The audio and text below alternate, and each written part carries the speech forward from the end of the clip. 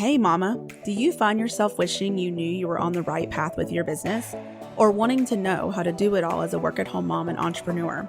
If you struggle with imposter syndrome, mom guilt, or fear of failure, then you're in the right place. Hi, I'm Alexia, a Christian mindset coach passionate about teaching moms how to renew their minds to find success both in business and motherhood. You can overcome the negative thoughts holding you back from fully stepping into your calling. I know what it's like to worry your business will never work, to feel mom guilt every time you work on your business, to realize your mindset is hindering you, but not knowing how to change it in a Christ-centered way. I created the Mama with a Calling podcast to teach you how to use the powerful combination of God's Word and proven mindset strategies to help you break free from negative, paralyzing thoughts and gain clarity and confidence to go where God is leading you. As you step out of the old way of thinking and into God's way, you'll find more peace, joy, and purpose. Pop in those earbuds and get ready to let God work in you so He can work through you. Hey there, thank you for joining me today for another episode of the podcast. My name is Alexia Carrillo.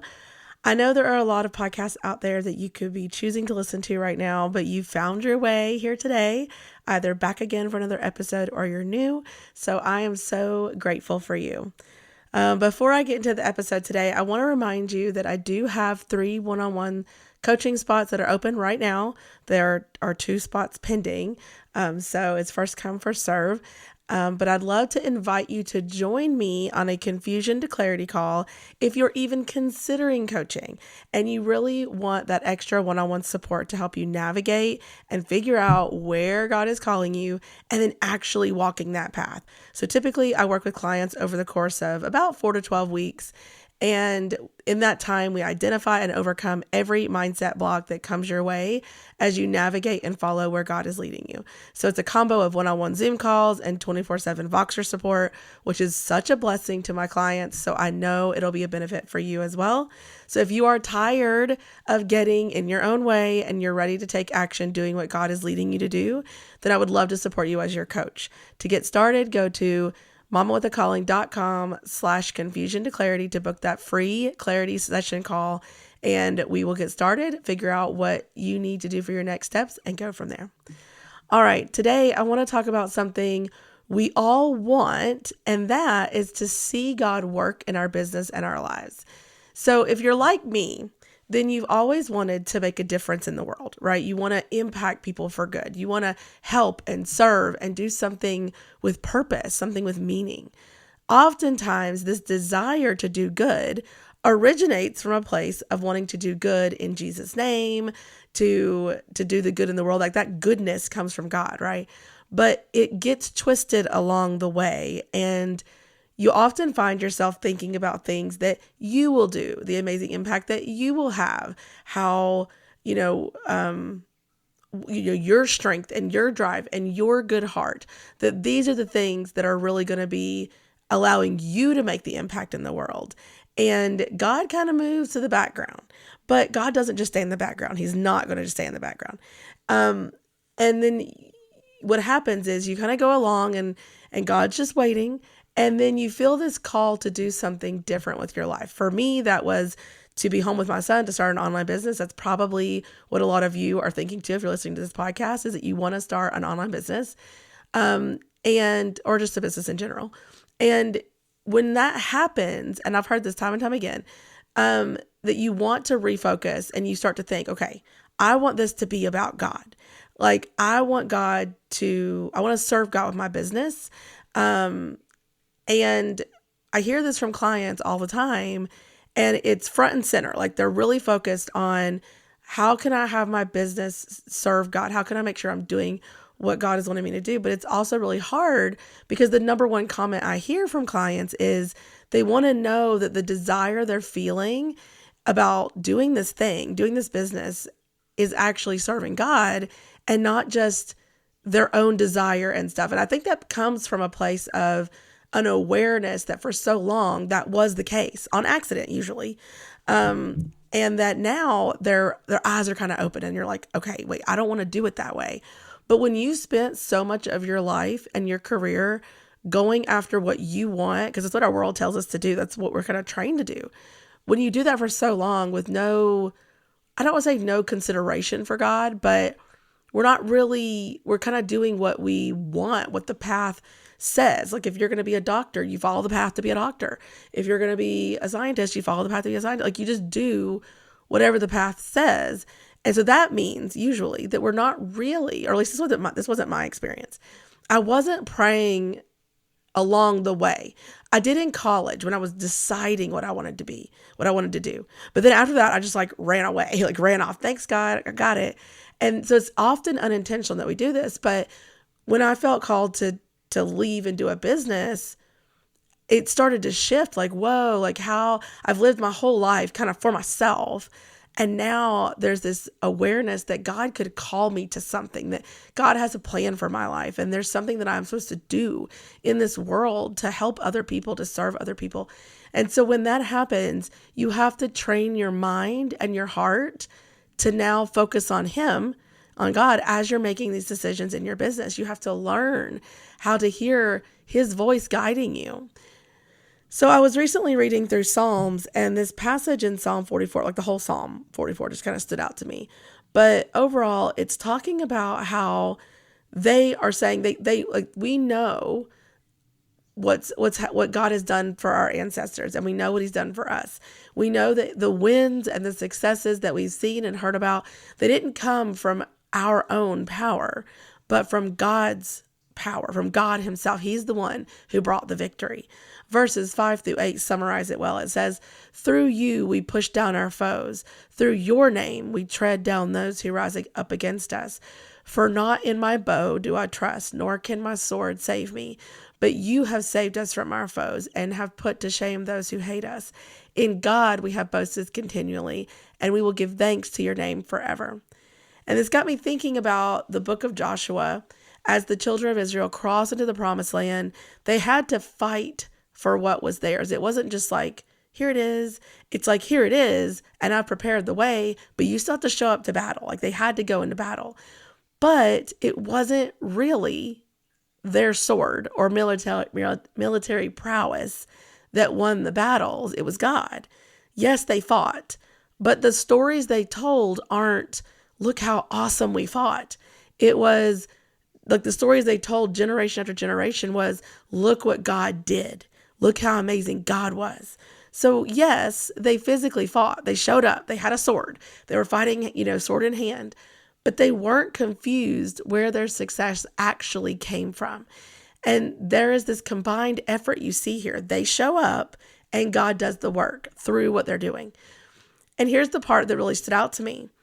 In order to see the amazing works of God, in order to see God show up like that, in order to see Him win their battles in these amazing ways and how He was fighting those battles for them, they had to actually be in the battle, right? They couldn't just sit back at camp and imagine being in a battle, but instead they needed to physically show up to a battle, go to battle and do it.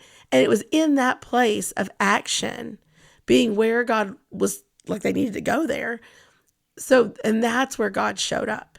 And this happens time and time again in the Bible where God fights the battle for them, but they still have to show up. And there's not just battles, but other things like God will provide food, but there's something you have to do to show up. Like you have to do something. And so sometimes it's presented as like the person does simply show up. They don't actually fight anyone, like with Gideon and his men. They just kind of showed up and made noise, and then God took care of it. Or it's showing up to fight and God intervenes to aid in the fighting and to win the battle, like with Joshua. So this has applications for us today as well. So in order to see the amazing things that God will do through your business, you have to show up fully in your business, doing the marketing, doing the sales, offering your products to people. How can you see God provide abundantly through your business if you barely talk about your offer, or you're constantly shying away from even starting the business? How can you see that impact and the blessing that your work is going to have in the lives of others if you don't show up? And even in my wording there, like, I know I'm saying you and your business, and it is, but God is going to be working through what you're doing. So it's like, but God can't work through you if you're not moving. Have you ever heard those amazing stories of how someone follows God down a crazy path? one that doesn't seem to make sense at all. And it involves a lot of sacrifice, a lot of surrender, a lot of trust. But then God does amazing things along the way. He provides abundantly in ways they could have never imagined. People are transformed in really big, amazing ways. Collaborations fall into place they never even dreamed of happening. And it's so very clear through those things that God is at work. Like, it's not them. Like, they are aware, and everybody else can clearly see. Like, this is beyond what a person can do. And this happens when we go where God leads us to go. It doesn't mean the road is easy. Like I said, sacrifice, surrender, trust. Those are not easy things to do. But it does mean that when we go where our natural talent and abilities are limited and we reach their end, then we can clearly see that it's God at work. And it is so encouraging when you realize God is at work in what you are doing. Talk about that proverbial neon arrow of this is the way. You are in the right place. So I know it can be scary to venture into this new place that God is leading you, like quitting your job, changing your career, making big life changes, starting a business in your 30s, 40s, 50s, starting a YouTube channel, podcast. It feels wild, but you can trust God. Go where He is leading. Take your foot off the brake. Stop trying to be safe. It's so natural. It's our human kind of instinct for a lot of us, is just to keep ourselves safe. But I want this to bring awareness to you, to show you what's happening. Your mind, your body wants to be safe, as in there's fear, there's doubt, there's worry. What is this? It feels new. It's different. And when all of that starts happening, it's hard. Unless you are intentionally overriding that, you will not move forward. You will not take action.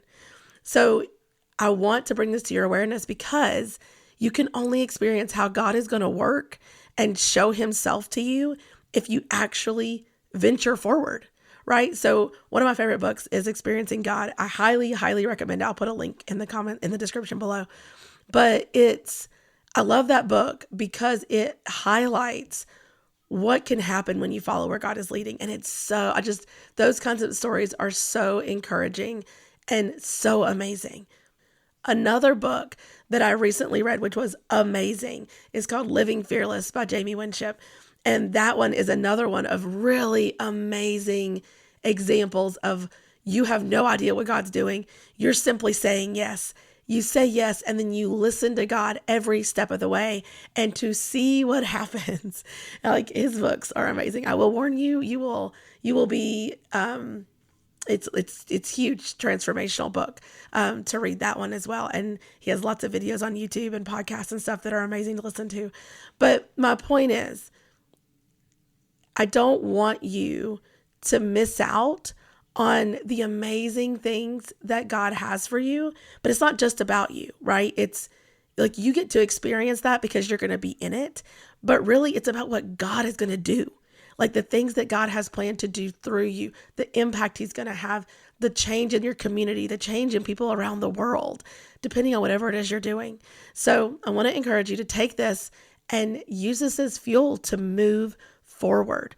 If you need help in this area, again, I have one-on-one coaching. I have single sessions if you just want to work something out. And then I have longer packages. I would love to support you in that. Go to the link in the description below, and you can do this. You can move forward into what God is calling you to do. I hope this helps you this week as you are following where God is leading you. And until next time, keep pursuing your calling. Thanks for listening to the Mama with a Calling podcast. As always, you'll find the show notes for today's episode at mamawithacalling.com/podcast. Really quick before you head out, are you loving these episodes? To make sure this podcast gets in the ears of as many mamas as possible, please head on over to Apple Podcasts and leave a review. And while you're there, make sure you subscribe so you don't miss out on any future episodes. I'm going to be reading your reviews on the podcast, so I can't wait to hear from you. Also, if you know someone that needs to hear these episodes, grab a screenshot and share it on Instagram, and don't forget to tag me at Mama with a Calling so I can share it in my stories. Until next time, keep pursuing your calling.